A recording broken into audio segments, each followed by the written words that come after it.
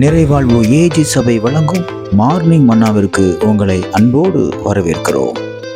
கர்த்தருடைய பரிசுத்த நாமம் மகிமைப்படுவதாக. இந்த நாளிலே உங்களை சந்திப்பதிலே மிகுந்த சந்தோஷம். எனக்கு அன்பான தேவ பிள்ளைகளே, நீங்கள் அநேக காரியங்களை கேட்டு அநேகர் உங்களை உதாசீனப்படுத்திருக்கலாம். இவன் என்ன எப்ப பார்த்தாலும் இப்படி பேசிட்டு இருக்கான் அப்படின்னு சொல்லி உங்களை நிறைய பேரு ரிஜெக்ட் பண்ணிருக்கலாம். உங்களை ரொம்ப அவதூறா ரொம்ப கேவலமா பேசியிருக்கலாம்.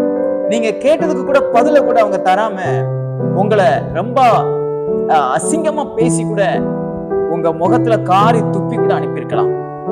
ஆனால் கர்த்தர் எப்படிப்பட்டவர் தெரியுமா? நான் வாசிக்கிறேன் பாருங்கள் ஒரு வசனத்தை.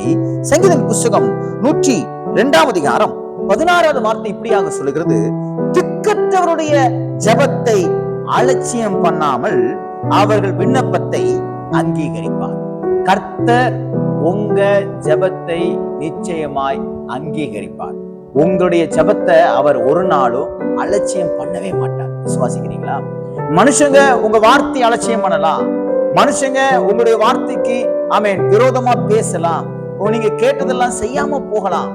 ஆனால் கர்த்தர் உங்க வார்த்தையை உங்க ஜெபத்தை அலட்சியம் பண்ண மாட்டார்.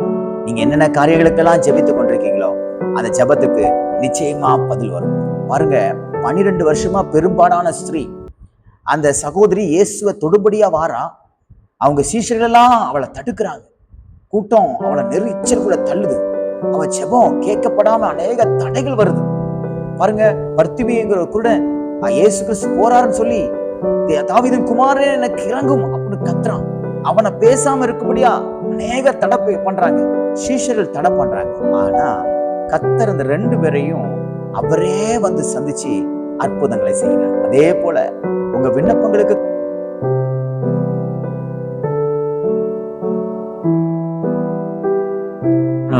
உங்களை ரொம்ப கேவலமா வழி நடத்தலாம். ஆனா நான் பிரசங்கித்துக் கொண்டிருக்கிற அந்த ஆண்டவராக இயேசு கிறிஸ்து ஒரு நாள் உங்களை கேவலமா நடத்த மாட்டார். உங்களை அலட்சியப்படுத்த மாட்டார். யாருக்கிட்டையும் உங்களை விட்டு கொடுக்க மாட்டார்.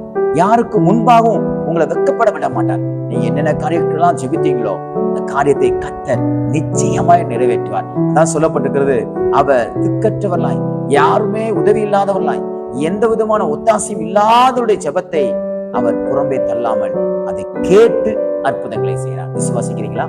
இன்னைக்கு கேட்கிற வசனம் நிச்சயமா உங்க இருதயத்தை தொடும் என்று விசுவாசிக்கிறேன்.